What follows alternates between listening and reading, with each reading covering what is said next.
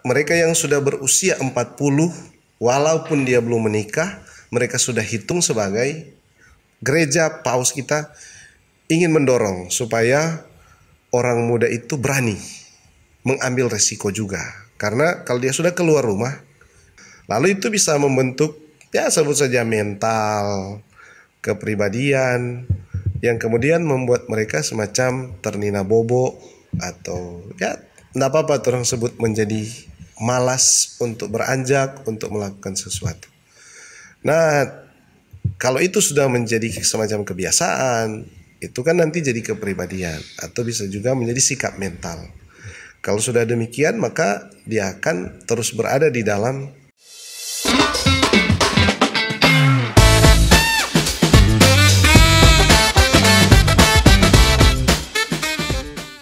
ya. Oke, selamat baku dapat kembali teman-teman semua, sahabat Rangkum. Bagaimana studi tanda kali lalu begini, Rangkum. Jadi ruang katekesi umat, orang ketemu lagi di program ini di episode ketiga. Dan kali ini kita kedatangan tamu yang istimewa yang pasti teman-teman semua kenal. Yang punya TikTok pasti ada, Instagram juga begitu. Jadi beliau selalu posting dia punya motivasi-motivasi di TikTok dan juga di media sosial lain. Siapa lagi kalau bukan Torang P, pastor orang muda yang punya semua anak muda di Keuskupan Manado. Siap. Ini dia, Pastor Troy Kalengkongan. Shalom. Selamat malam. Ini torang malam, mar besok mungkin teman-teman mau bawa niso. Oh yes. Iya, jadi torang baku dapat ini karena beliau pe waktu tahu sibuk dengan anak-anak muda ada di De La Salle, belum lagi yang di Keuskupan. Jadi torang memang cuma baku dapat ini malam. Jadi ini baru pulang dari G20 sebenarnya. Nggak di G20 di Bali, jadi baru ada waktu ini langsung. Makanya dapat malam di sini. Oh memang. Apa kabar? Sehat-sehat saja dan saya antusias untuk datang. Begitu. Kita mesti kasih sama sapaan dulu ini karena kita mau panggil Pastor Troy. Terlalu bagaimana supaya lebih dekat. Saya paling nyaman kalau panggil Romo Troy. Romo Troy. Kita sebenarnya pikir-pikir dari tadi mau panggil Kakak Troy karena supaya saingan juga dengan tong Kakak Marson di KKI itu. Jadi karena dia anak muda mar, biarpun so tua dong tetap panggil kakak. Nah mungkin soal panggilan. Orang di Keuskupan Manado kan tak biasa panggil pastor. Jadi saya nyaman juga dengan itu karena sudah terbiasa. Yeah. Hanya waktu datang di De La Salle ternyata mereka mesti panggil father. Father ya, oke. Pakai standar di Filipina. Jadi saya biasa juga untuk dipanggil father. Biarpun waktu awal-awal saya berjuang. Karena bagi saya itu terlalu suci untuk saya. Oh begitu ya. Sekarang sudah Roman Collar berarti kita mau panggil father. Tapi juga ini kemarin saya ikut choice. Dan ternyata di choice itu panggilnya mesti Romo. Iya betul kalau choice. Nah itu juga terlalu halus untuk saya dan terlalu sopan. Angkatan berapa tapi Romo lah, choice? Saya belajar untuk angkatan emas 50 guys. Kita angkatan 39. Oh sudah. Sudah dari masih frater kita choice tingkat 3. Kita dengan senior. Kita dengan Pastor Dismas. Torang seangkatan. Pastor Marson. Persis. Oh ini sudah lebih dulu. Torang waktu masih frater torang gabung dengan choice 39. Oke. Kakak Troy, Romo, Father Troy, pokoknya semua itu sebentar mau bilang. Sekarang sibuk di mana saja ini? Kayaknya di paroki so padat, setengah mati di baku dapat. Di kampus juga iya, di komisi juga. Paroki, kampus, komisi. Ya. Semua itu. Tuhan memberikan saya kesempatan untuk dipecah-pecah. Kayak memang DP moto tabisan no. Tuhan, pak kita cuma ada 5 roti dan 2 ikan. Siap dipecah-pecah. Memang terrealisasi dengan karya panggilan. Rupanya Tuhan memperhatikan moto saya. Sini saya ajar kamu bagaimana caranya. Coba Pastor Troy itu pakai moto bahasa Manado waktu itu. Tuhan, pak kita cuma ada 5 roti dan 2 ikan. Itu menarik dan inspiratif. Oke. Kiapa orang sudah cerita sampai sana. Sekarang sebenarnya orang baku dapat undang khusus Pastor Troy kemari, Father Troy, untuk sebenarnya sedikit bercerita tentang orang muda. Kita orang muda Katolik yang sebentar lagi akan merayakan momen terbesar kita sebagai orang muda. Tapi sebelum situ kita mau tanya sebenarnya dulu supaya nyendak bingung di antara umat itu sebenarnya yang masuk kategori orang muda Katolik itu di mana? Karena kan kalau misalnya di Sekami itu ada Sekami remaja, Sekar dan lain. Mungkin Father Troy bisa kasih keterangan mengenai itu, dia punya cakupan OMK. Oke. Jadi saya ini bukan ahli OMK, bukan ahli orang muda. Saya mungkin karena pastor yang dipandang senang dengan orang muda lalu dipanggil untuk ke komisi. Ya. Jadi saya tidak belajar apapun tentang orang muda. Hanya sejauh informasi yang saya tahu, usia orang muda kalau mau diatur dengan usia, itu usianya 13 sampai 35 tahun. 13 sampai 35. Hanya di dalam praktek hidup menggereja lalu muncul kelompok-kelompok. Nah, kelompok rata-rata yang disebut OMK kemudian yang usia yang selesai SMP. Ya, 13 berarti kelas 1 SMA ya mungkin ya. Iya. 13 kurang lebih mungkin SMP kelas 3 ya. Kelas 1 2 pun masih masuk ternyata. Hanya kemudian karena ada Sekami remaja, ada juga PPA Misdinar, maka di lapangan yang terjadi adalah mereka yang berusia antara 13 sampai 15 itu atau yang masih sekolah di sekolah menengah pertama itu lebih cenderung masuk ke kelompok yang namanya PPA atau Misdinar. Apalagi di Keuskupan Manado sekarang ada namanya Sonar ya. Sonar. Oh betul Sonar. Padahal mereka itu pun terhitung sebagai orang muda. Jadi pastoral Komisi Kepemudaan juga mencakup anak-anak ini sebenarnya. Oke. Oh jadinya 13 sampai 15, bahkan sampai 35. Bagaimana dengan yang sudah 36? Baru mau tanya. Kalau 35 ke atas kemudian belum masuk ke jenjang ini, so tahu tuh. Itu dia masuk di mana? Mudah juga untuk membatasi keinginan seseorang atau passion seseorang. Ada orang yang mungkin di usia 36 bahkan sampai 40 semangatnya masih muda, dia masih punya konektivitas yang sangat kuat atau hubungan emosional yang sangat kuat dengan satu kelompok yang namanya OMK, lalu dia masih terlibat. Dan kita dalam arti pastoral, dalam dunia pastoral, saya kira tidak pas kalau mau membatasi itu. Hanya di keuskupan ini karena ada juga kelompok kategorial kaum Bapak Katolik, maka mereka yang sudah berusia 40 walaupun dia belum menikah, mereka sudah hitung sebagai kaum Bapak Katolik. Jadi pasti kita akan bersikap fleksibel dengan sebut saja pembagian-pembagian itu. Ya, memang sih sedikit bagaimana ya kalau memang ketentuan sebenarnya ketentuan baku boleh bilang atau bagaimana, mau bilang juga enggak. Fleksibel lah di lingkungan umat kadang. Bahkan memang ada yang pasangan memang yang muda misalnya ini masih memberi diri untuk gabung di OMK, misalnya dia memberi diri untuk jadi moderator OMK, kasih semangat dari pengalaman dulu-dulu, kita sangka begitu ya. Saya belum lama jadi pastor dan juga pegang paroki, tapi saya temukan di lapangan ada beberapa anak di usia 36, 37 sampai 40, 41. Kalau ada kegiatan OMK mereka ikut. Kalau ada kegiatan KBK mereka ikut juga. Dan tidak ada masalah di lapangan atau secara pastoral kita akomodir. Sejauh itu positif dan tentu saja membangun. Ya, mungkin itu nanti akan berhubungan dengan semangat dari orang muda di Hari Orang Muda Sedunia. Nanti sebentar Tor akan bahas lebih lanjut. Oke, baik. Father Troy, tadi kita panggil pastor, sekarang Father. Paling sebentar Romo lagi. Pokoknya cako-cako. Baik, kan hari Minggu itu kalau kita lihat di kalender ya itu memang dikhususkan Hari Orang Muda Sedunia. Sebenarnya kenapa sih ada Hari Orang Muda Sedunia gitu loh? Tahun 1984 Paus yang sekarang menjadi Santo Bapak Suci Yohanes Paulus II, tentu saja itu bukan nanti dia cetuskan pada saat itu. Tapi saya kira itu sudah berproses panjang dan gereja merefleksikan melalui Paus Yohanes Paulus II bahwa sebuah kemendesakan untuk memberikan atau menetapkan satu hari khusus di mana mata, hati, pikiran seluruh yang ada dalam diri gereja diarahkan kepada orang muda. Artinya gereja universal memandang bahwa betapa pentingnya ditetapkannya satu hari khusus di mana orang muda menjadi topik pembicaraan, topik acara, menjadi pelaku di dalam kegiatan pada hari khusus itu.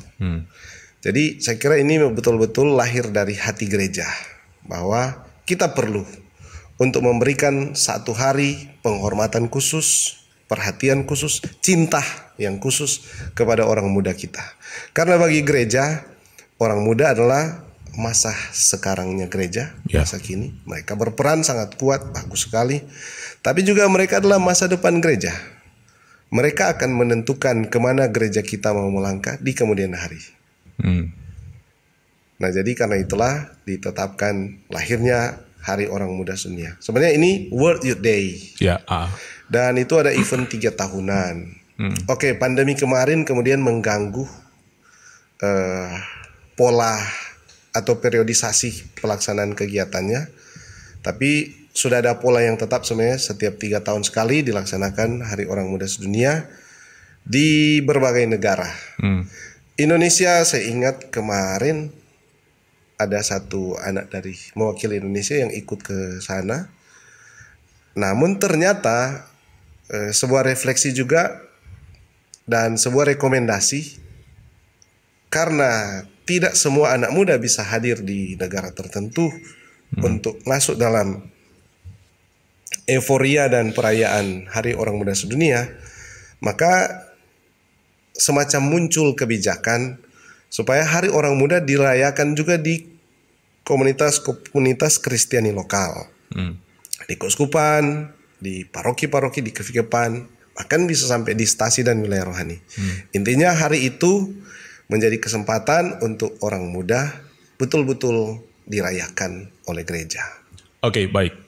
Kita sangka teman-teman sama-sama mengerti kenapa Hari Orang Muda Sedunia itu ada. Jadi setidaknya kita mau menempatkan posisi orang muda itu sebagai garda terdepan gereja, karena boleh bilang ya akan meneruskan gereja kita ke depan ya orang muda. Jadi memberi perhatian kepada orang muda. Kita sempat ingat, kebetulan kita tulis tentang TC dan betul juga tentang dari Yohanes Paulus II, memang ketemu dengan orang muda itu memang seperti ketemu di pinggir aliran sungai yang menyejukkan, yang memberikan kesegaran pada ketumbuhan di sekitarnya. Luar biasa DP pesan itu untuk orang muda. Waktu itu Perang Dunia Kedua gitu.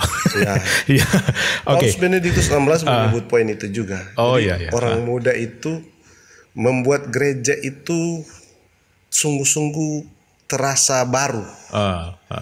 Keremajaannya, kepemudaannya membuat dia nampak prima.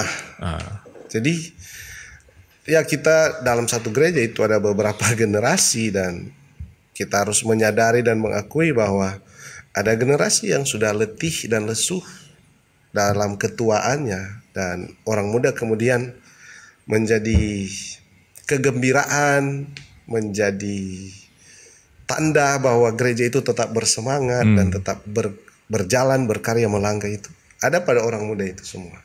Betul, oke. Untuk orang-orang muda tersenyumlah kamu ya, karena istimewa hari ini. So terlalu tegang orang ini. Oke, karena kita membahas tentang orang muda, Hari Orang Muda Sedunia, tentu ada sebenarnya tema yang dibahas setiap tahunnya ya. Untuk tema tahun ini apa? Tema tahun ini sebenarnya 3 tema terakhir dari perayaan Hari Orang Muda Sedunia itu boleh bilang bisa disebut dengan kata arise atau bangkit. Ya. Hanya khusus untuk tahun ini diambil dari Lukas 1 ayat 39. Maria bangkit dan bergegas. Jadi rupa-rupanya kepausan menginginkan supaya Maria yang bangkit dan bergegas setelah menerima kabar dari malaikat menjadi inspirasi dan teladan dari orang muda. Oh ya, oke. Mungkin kita potong sedikit dulu. Romo. Nah, kita kalau baca yang pesan Paus itu ya, kalau teman-teman belum baca boleh googling kok baca. Di situ kita lihat memang temanya dari 2019 kalau tidak salah ya. Itu berkaitan dengan Maria. Itu penyerahan diri ya. Aku ini hamba Tuhan, terjadilah padaku dan seterusnya. Kemudian yang kemarin juga itu tentang Lazarus atau siapa ya, bangkit juga. Bangkit ya, sekarang pemuda dinain Ya. So Lazarus pemuda dinain. Kita leso lupa. Kemudian yang ini bangkit dan Maria bangkit dan bergegas. Nah, sebenarnya pesan dari tema yang mau diangkat ini yang pertama itu Maria bangkit. Sebenarnya apa poin di situ untuk orang muda seharusnya yang memang ditekankan oleh Paus ini? Oke, kita sebenarnya dikurung, semacam dipenjarakan salah satunya oleh pandemi kemarin. Dan lalu kita ternina bobok dengan keadaan itu. Jadi ya harus diakui banyak orang muda kita atau gereja pada umumnya kemudian menjadi semacam malas atau enggan untuk melangkah, untuk keluar. Tapi juga masalah secara keseluruhan adalah orang ini ada dalam zona nyaman. Nah, saya tangkap Paus kita atau bilang saja gereja universal ingin supaya seluruh gereja, terutama orang muda, ayo keluar, bangkit dan bergegas, lakukan sesuatu. Dan dia tidak tinggal di dalam dirinya sendiri, dia harus pergi keluar, berjumpa dengan tantangan. Itu juga berhadapan dengan tantangan dan masalah dan kesulitan, lalu orang kemudian semacam melarikan diri, bersembunyi atau mengurung diri di dalam kenyamanannya sendiri. Nah, saya lihat ini gereja Paus kita ingin mendorong supaya orang muda itu berani mengambil resiko juga. Karena kalau dia sudah keluar rumah, itu sudah siap dengan berbagai resiko dan bahaya. Tapi jalan itulah yang dipilih oleh Bunda Maria. Dia berani untuk keluar dan mengambil resiko di jalanan. Nah, orang muda harus begitu. Iya, betul. Itu spirit dari memang Maria mengunjungi Elizabeth, Kang. Iya. Iya. Nah, kalau memang Maria bangkit, kemudian karena kan memang situasi sekarang kemarin itu kan pandemi 2 tahun. Orang muda bilang lebih enak rebahan daripada bikin sesuatu gitu. Jadi segala sesuatu bisa tinggal touch saja di handphone dan semua. Jadi kayaknya memang rebahan itu jadi zona nyaman untuk orang muda. Mungkin karena itu juga ya. Jadi lantaran ini media, ini teknologi yang semakin canggih. Misalnya Kang, orang dulu kita sih masih sempat. Kalau mau makan, orang tua misalnya masih di Kobong, pulang sekolah, sudah sempat orang tua memasak akang, ya kita mesti memasak. Betul. Artinya kita mesti pasang api, kumpul kayu dulu, pasang api, taruh tuh belangan goreng, taruh tuh minyak, segala macam bumbu-bumbu, baru tuh orang makan. Jadi ada proses sebelum kita mendapatkan makanan yang kita butuhkan. Ada satu usaha dan pekerjaan yang mesti kita lakukan. Nah, coba lihat generasi sekarang, OMK sama Kang. Jadi orang tinggal klik tek, GrabFood sudah datang. Betul. Jadi ada satu ada satu momen, ada satu realitas yang terpotong.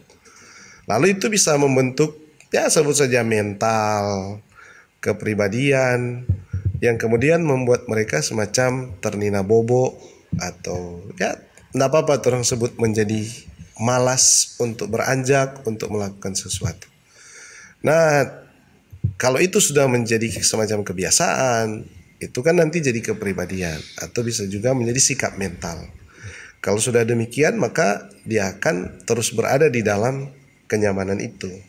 Maka tema ini saya kira sangat relevan untuk mendorong memang orang muda, ayo bangkit lagi, keluar, bergegas. Betul. Itu for orang muda ya, jangan kasih rebahan-rebahan 2 tahun, bangun semester 5. Misalnya begitu kan 2 tahun COVID kan, santai-santai kuliah online dan semua tidur-tidur nyaman sekali. Kaget-kaget semester 5 atau masuk ini. Tapi ya itulah kita sebenarnya pesan dari Maria ya, dia mau bangkit meninggalkan kenyamanannya, bahkan jalan jauh lagi itu untuk ketemu dengan Elizabeth.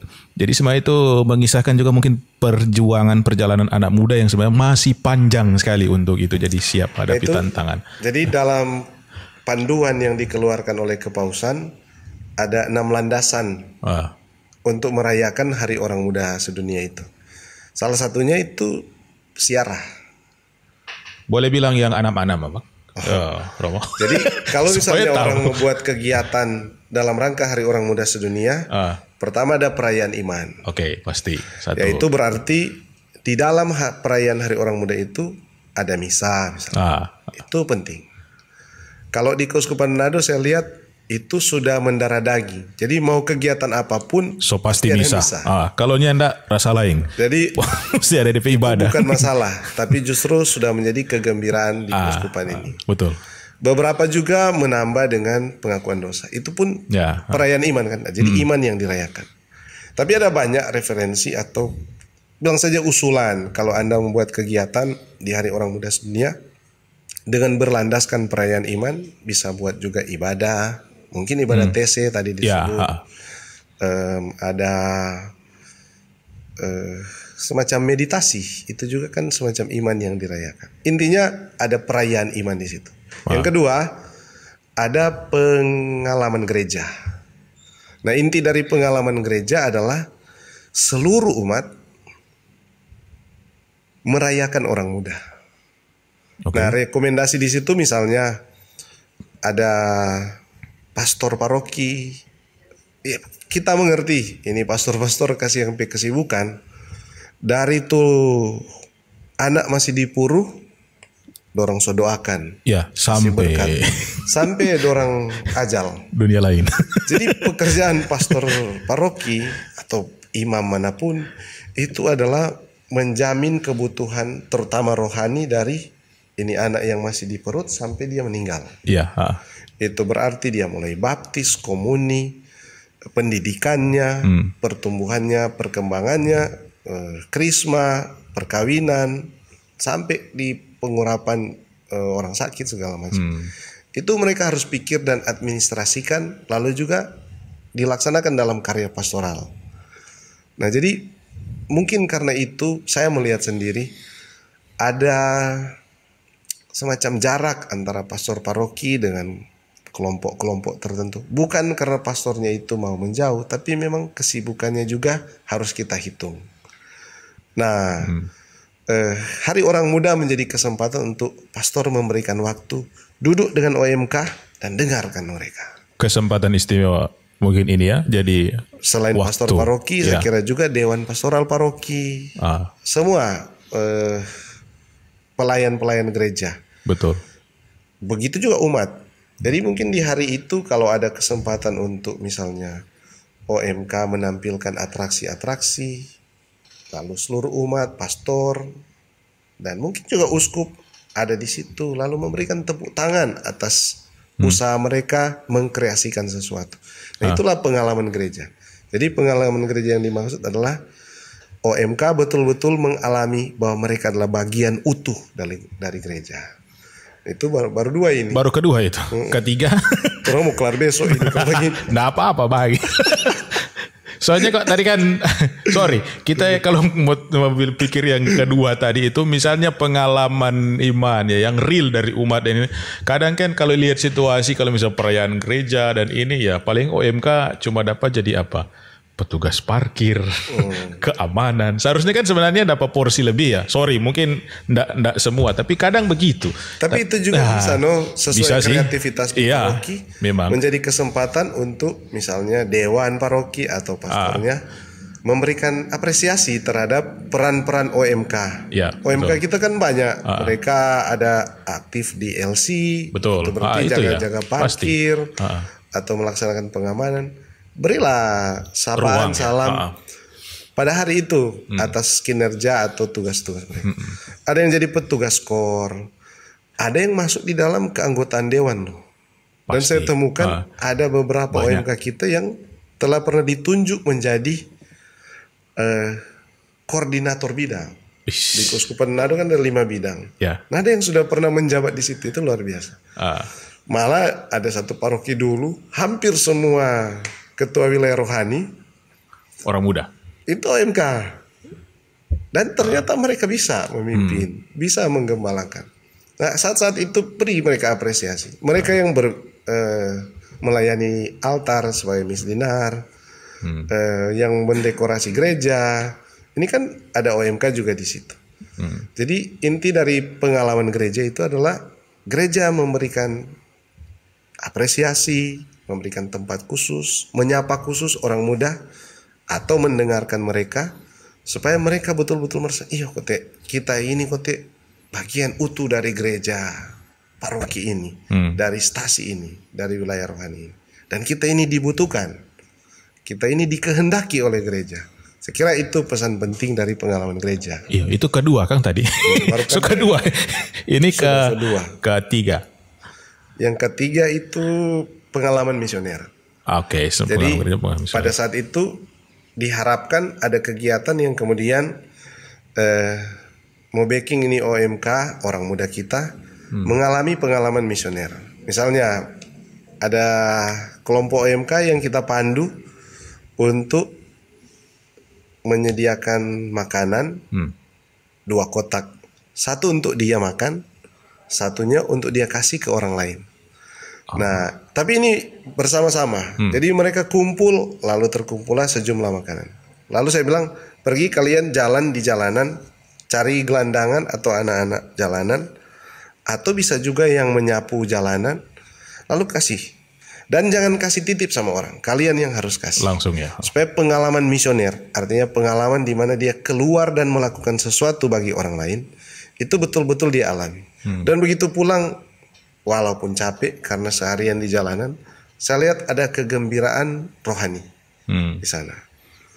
Jadi itu pengalaman misioner. Ada banyak contoh sebenarnya kegiatan di mana OMK dapat mengalami pengalaman misioner. Bisa juga mereka ke panti asuhan. Kalau itu sih cukup populer di Keuskupan ini. Banyak kelompok OMK pergi ke panti asuhan. Tapi intinya kreatif saja orang muda.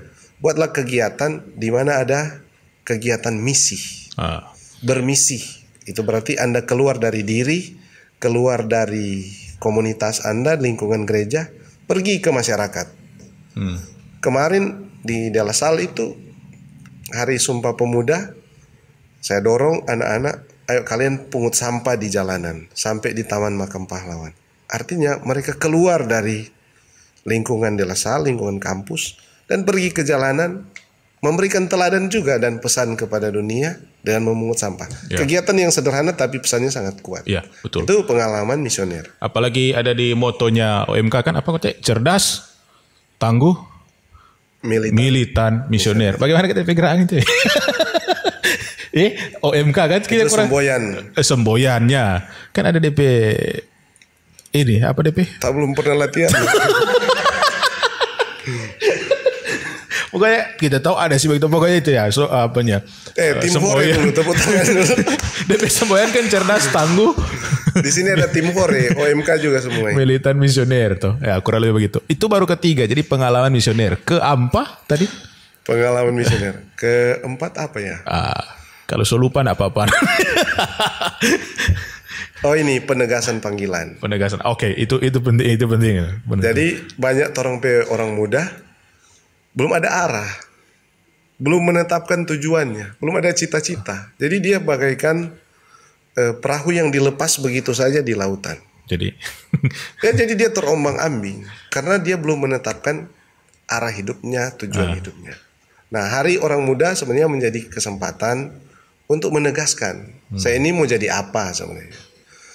Yang kita sadari bahwa semua profesi, semua status, semua panggilan itu mulia. betul. Jadi silakan OMK jadilah tentara kalau Anda punya cita-cita itu. Jadi tentara yang baik. Ada yang mau jadi dokter silakan. Ada yang mau jadi presiden, kami doakan dengan bulat hati. Iya betul. Kadang sih orangnya dengar menentukan panggilan. Kadang orang pikir harus jadi biarawan, biarawati, harus jadi pastor. Kadang dengar panggilan itu mungkin sebenarnya sama dengan Roma bilang tadi, itu juga sebuah panggilan hidup toh. Jadi menentukan pilihan Ya, panggilan. tapi termasuk itu juga. Itu Ada tadi jadi kesempatan untuk menegaskan panggilan pada panggilan khusus lah itu. Ya, itu panggilan khusus. Jadi semua jenis panggilan atau bentuk panggilan kita dorong di hari itu. Iya. Maka bisa juga mendatangkan semacam satu keluarga, misalnya bapaknya mungkin seorang pejabat di TNI, ibunya misalnya seorang dokter, lalu mereka memberi kesaksian tentang bagaimana mereka merasul sebagai seorang TNI ataupun sebagai seorang dokter. Betul. Nah, itu bagus. Tapi juga kita datangkan seorang suster, pastor, lalu sharing tentang panggilan. Sehingga mereka mulai mengarahkan, saya kayaknya passion saya, panggilan saya, arah hidup saya mau ke situ. Jadi pada saat itu mereka dapat menegaskan panggilan. Saya mau jadi pegiat teknologi seperti Komsos begini, itu pun satu panggilan. Iya. Oke, itu keberapa tadi? Tapi selain penegasan pada panggilan, tapi juga di tema yang sama, di landasan yang sama, itu panggilan pada kekudusan. Jadi akhirnya semua harus menegaskan bahwa dia dipanggil oleh Tuhan untuk menuju kekudusan. Iya. Supaya kita tidak menjadi kosong dan hambar. Kita sudah baik menentukan, saya menjadi tentara, saya menjadi polisi, saya menjadi pilot. Tapi hilang makna. Iya. Atau hilang arah juga. Kalau dia menetapkan panggilan cita-cita sebagai tentara atau sebagai polisi atau sebagai pilot sebagai cita-cita hidup, maka dia akan kering nanti. Ya. Jadi ada sesuatu yang lebih daripada sekedar menjadi tentara. Artinya dia harus menjadi tentara yang mengarahkan hidup pada kesucian. Betul. Dia harus menjadi pilot yang mengantar dirinya dan orang lain pada kesucian. Nah, itulah panggilan pada kesucian. Jadi menegaskan panggilan, tapi juga menegaskan bahwa panggilannya adalah pada kesucian. Betul. Memang. Tasodinto mau bilang apa lagi? Sama di api penyucian. Jadi bungkus semua panggilan itu mengarah pada kesucian, kekudusan. Jadi orang punya cita-cita ke sana. Itu baru keempat. Kelima. Yang kelima itu pengalaman siara. Yang tadi ya? Nah, tadi sudah disebut. Maria itu bersiara kan dari tempatnya menuju ke rumah Elizabeth. Ya. Itu satu siara di mana pasti dia berefleksi. Dan mungkin di tengah jalan dia temui kesulitan. Kenapa saya tidak pulang saja misalnya. Jadi atau dapat satu halangan, dia berhenti untuk berlangkah, untuk berjalan. Nah, itu dengan misalnya mengadakan siara, orang muda dihantar untuk berefleksi bahwa hidupnya itu harus berani dan harus melewati tantangan. Betul. Jangan dapat tantangan lalu berhenti.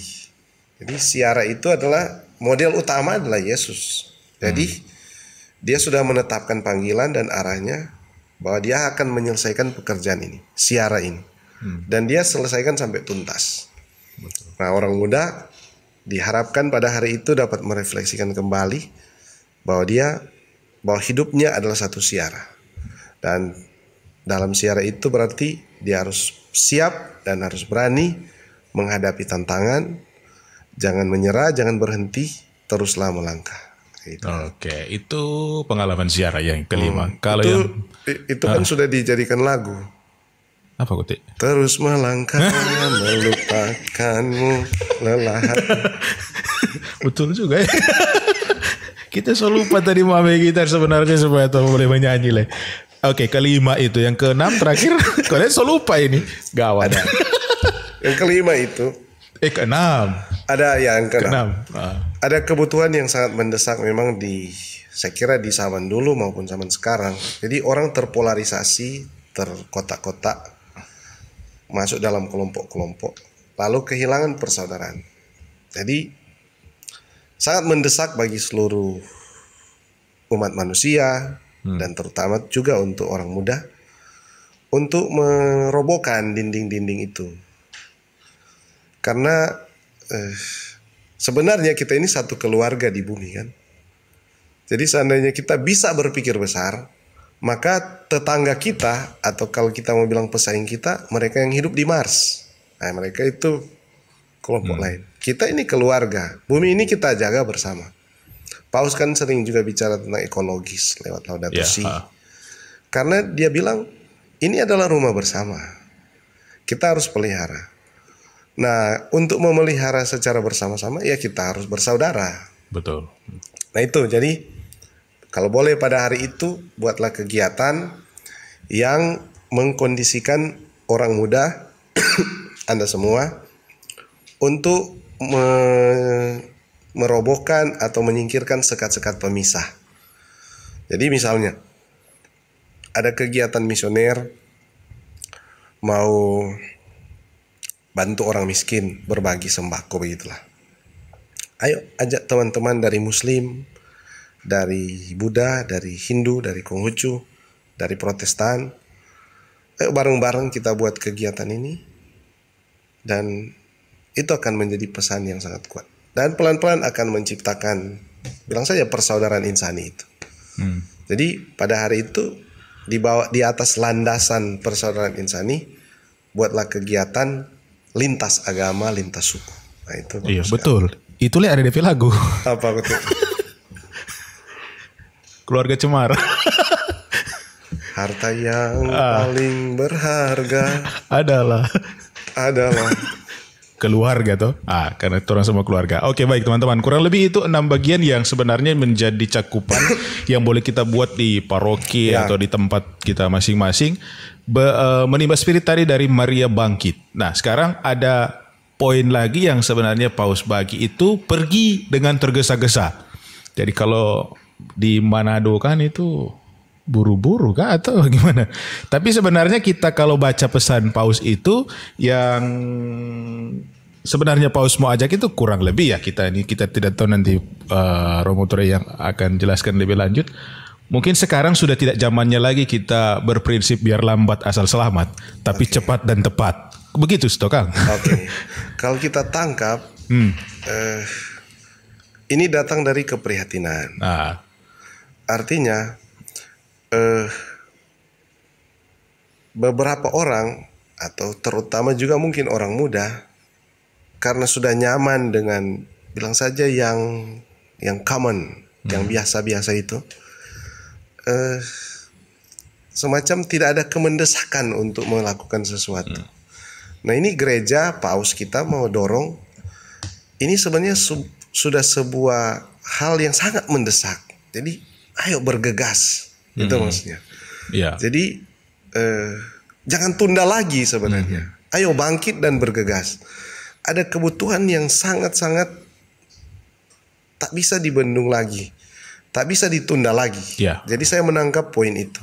Jadi kalau misalnya kita menunda, maka generasi kita ini, orang muda kita ini akan terus menjadi begitu. Karena kita juga kalau sudah menunda, mungkin kita punya niat hati yang baik. Kita juga ingin berubah.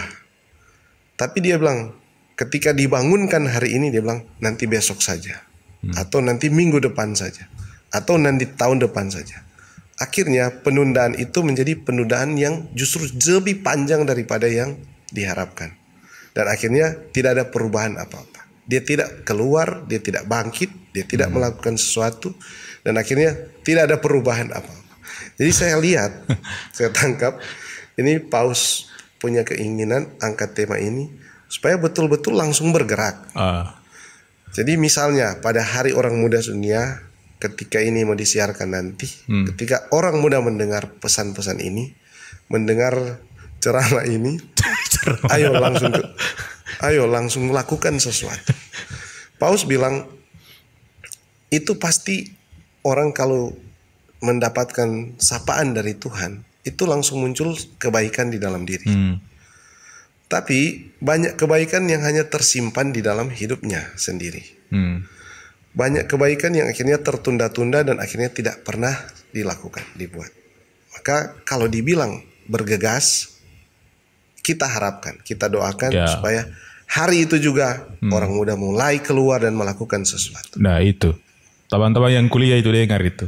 Jangan berprinsip last minute. Kalau boleh nanti kenapa harus sekarang? Bergegas. Iya tuh. Kenapa harus sekarang? Sekarang bergegas.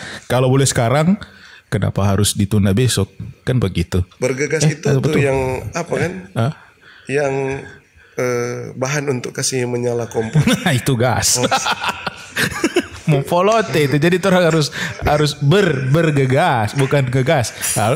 Atau sekarang kan prinsipnya ada yang apa? Gaskan. Nah, kasih pol, nggak usah rem begitu. Bergegas. Gaskan. Nah itu yang apa tuh yang biasanya sikap watak dari tentara. Itu tegas itu. So kemana tuh orang ini? Oke. Jadi teman-teman sudah ingat tadi. Jadi pertama orang berprinsip harus bangkit seperti Maria. Kemudian kita bergegas, jangan tunda-tunda. Nah sekarang ada yang ketiga. Kita masih ada mau tanya ini. So terlalu lama teman dapat. Gas. Gas dan nggak mau rev ini. Yang ketiga itu ada apa ketik dia namanya? Ketergesaan yang mengarah pada hal yang baik. Kurang lebih seperti itu. Jadi sebenarnya yang diburu itu apa sebenarnya? Yang memang menjadi ketergesaan sekarang. Oke. Ada beberapa poin sih yang kita tangkap dari pesan Paus. Jadi ini pertama-tama bukan dari kita tentu saja. Bilang saja kita ini corongnya Paus lah. Nah. Jadi ada ketergesaan yang tidak baik juga. Ya. Jadi mau buru-buru melakukan sesuatu, tapi sebenarnya pada hal-hal yang untuk memuaskan dirinya sendiri, untuk kesenangan pribadinya. Nah, bukan itu yang dimaksudkan. Jadi lebih kepada pemaknaan. Pemaknaan itu misalnya perjumpaan dengan orang lain. Ya, apalagi kalau perjumpaan itu kemudian membuat orang itu terhibur. Atau dia merasa dikuatkan.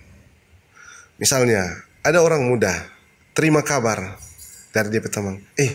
Kenapa tuh Om Boy dah sakit kata Kang. Nah, ketika dia mungkin saja langsung muncul dalam hatinya, duh kasihan. Nah, bisa juga dia lebih tinggi lagi, njak orang pipa Om Boy. Ketika dia pergi dan kemudian mendoakan si Om Boy itu bersama teman-temannya, nah itu ketergesaan yang baik. Karena kemudian menjadi bermakna, karena dia kemudian menghibur dan meneguhkan si Om Boy itu. Nah, ada ketergesaan yang misalnya begini. Ada duka di wilayah rohani Agustinus misalnya. Oh iya, ini orang pergi. Pas selama nak main kartu ini. Nah, keren itu. Pas-pas mau dapat kopi Frey. Dia mau dorong mereka itu mungkin langsung bergegas, tapi motivasinya menjadi kurang pas. Jadi pertama-tama yang lahir di hatinya adalah untuk kesenangannya sendiri. Untuk mendapatkan kepuasan. Padahal yang mestinya benar, yang baik itu adalah menjadi orang pergi supaya tuh keluarga terhibur dengan terang. Nah, itulah yang dimaksudkan oleh ketergesaan yang baik. Jadi mesti ada juga semacam discernment atau kebijaksanaan lah, memilah-milah ini ketergesaan yang mana, yang baik atau yang tidak baik. Tapi juga ketergesaan yang tentu saja pertama-tama dan terutama makin mendekatkan dia kepada Tuhan. Jadi minggu depan udah baca di Warta Paroki mau ada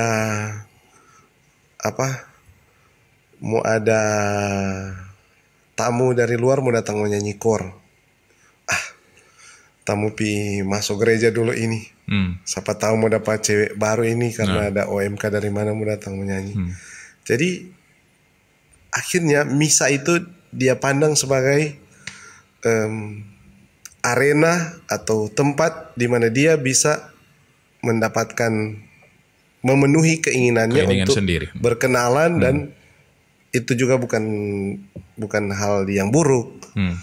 Tapi motivasinya menjadi salah. Seharusnya mungkin ketika dengar ada misa seperti itu, ada tamu, dia bilang, "Ayo kita pergi buat sesuatu, mungkin bersih-bersih gereja supaya gerejanya lebih siap untuk menerima tamu, tapi juga kita ke gereja supaya dapat mengalami Tuhan, itu kan. Jadi perlu untuk memilah-milah hal-hal seperti ini.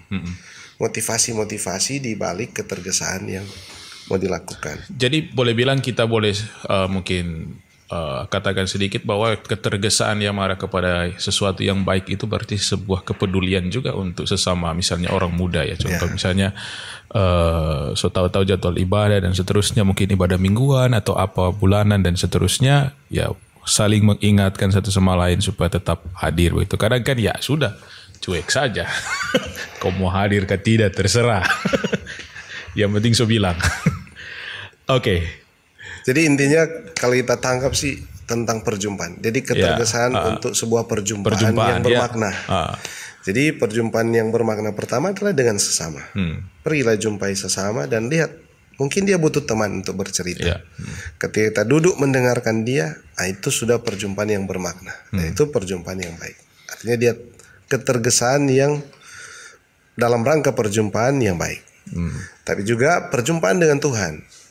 Jadi ada kesempatan bagi dia untuk menjumpai Tuhan, apakah di dalam gereja atau dalam realitas-realitas konkret yang dia temukan di lapangan. Iya, kita sangka itu akan berujung pada spirit yang pertama tadi, mengarah pada kekudusan. Jadi ketergesaan untuk berjumpa dengan Tuhan. So begitu.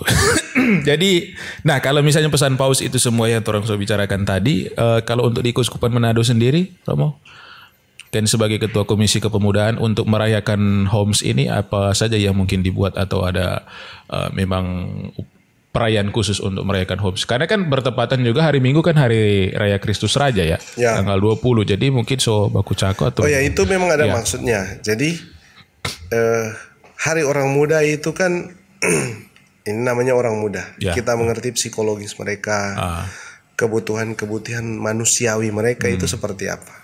Mereka sangat senang untuk masuk dalam euforia dan dalam kegiatan yang ramai, yang mengumpulkan banyak orang, di mana mereka menjadi juga aktor-aktor dan pemeran-pemeran atau berada di atas panggung. Itu kebutuhan-kebutuhan manusiawi yang kita pahami. Gereja sangat paham itu. Tapi dengan dirayakan pada Hari Raya Kristus Raja Semesta Alam, agar supaya kadang kan mereka membuat raja-raja kecil dalam hidup. Mereka mengagumi BTS. Mereka mengagumi toko-toko dalam game. Oh siapa? Saya enggak tahu game soalnya. Tapi pasti ada yang mereka kagumi di sana. Tapi juga sosok-sosok di dunia entertainment itu, atau dunia sepak bola, Lionel Messi, Cristiano Ronaldo, itu bisa menjadi raja-raja bagi mereka. Nah, Hari Raya Kristus Raja Semesta Alam yang dijadikan juga sebagai Hari Orang Muda Dunia harus menjadi kesempatan di mana orang muda itu sadar bahwa raja yang sesungguhnya yang ini. Inilah raja di atas segala raja, raja semesta alam. Jadi, kalaupun dia mengagumi seorang Lionel Messi, biarlah itu menjadi kebutuhan manusiawinya, tapi di atas itu dia harus sadar bahwa Yesuslah rajanya. Itu saya kira. Nah, di Keuskupan Manado kami mencoba supaya ini sudah tahun kedua kita mensosialisasi. Karena memang baru tahun kemarin kita tahu bahwa ternyata Hari Orang Muda Dunia harus juga dirayakan di gereja-gereja lokal. Betul. Nah, sehingga ini sosialisasi tahun kedua dan kita harapkan tahun ini lebih banyak yang berkegiatan di hari itu. Akhirnya juga kami tidak bisa membuat satu desakan atau satu kebijakan yang mesti ditaati oleh seluruh paroki, karena akhirnya pemilik kawanan adalah pastor paroki. Betul. Mereka lah yang menentukan kebijakan. Jadi harapan kita gantungkan kepada pastor paroki. Jadi ada orang muda yang punya energi dan daya untuk melakukan sesuatu di hari itu. Hanya ketika pastor bilangnya no, ya selesai. Pastor paroki bilang tidak, ya selesai. Maka kita mendorong pastor-pastor paroki untuk memberikan ruang bagi orang muda merayakan Hari Orang Muda Dunia. Tapi juga bukan cuma orang muda, seluruh umat diajak untuk merayakan Hari Orang Muda.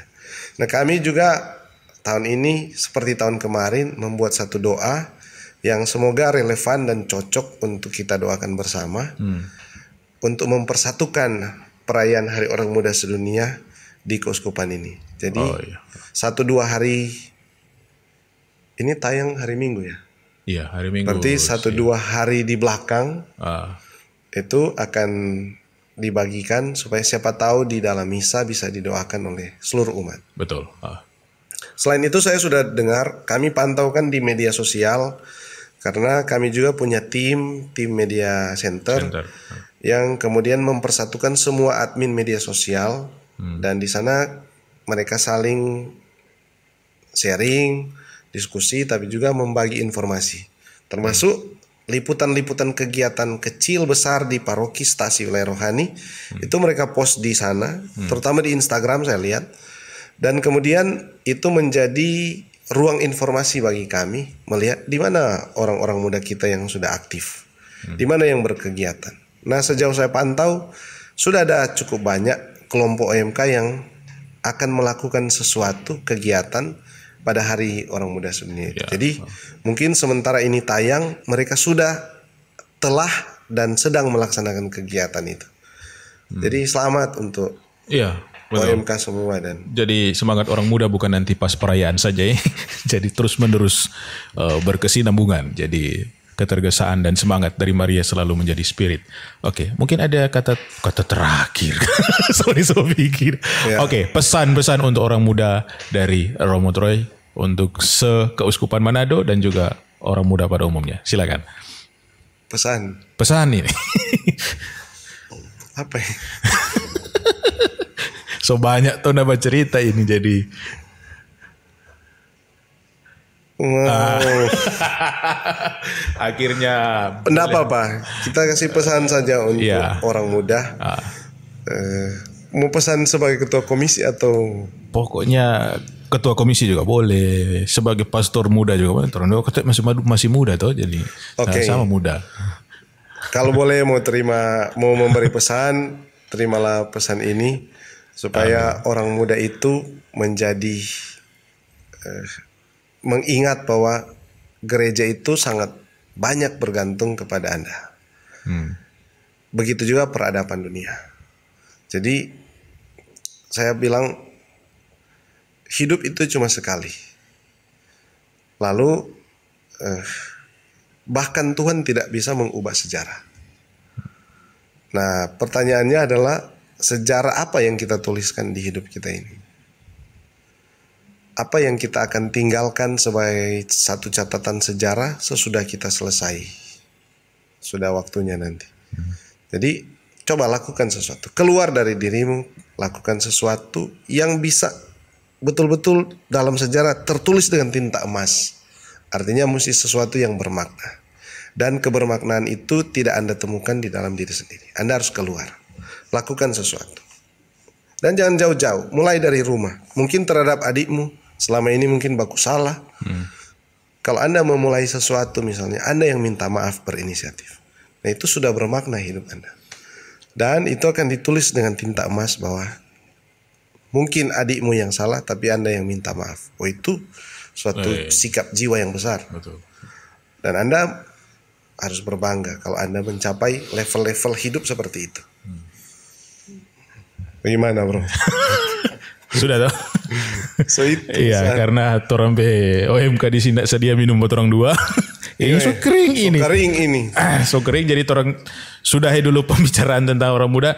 Oh ya, nanti masih ada torang akan ketemu lagi Part untuk 2. bercerita lagi tentang orang muda part 2 tentang yang akan torang baku dapat di 2023 khusus untuk Indonesian Youth Day. Jadi seperti apa nanti berikut?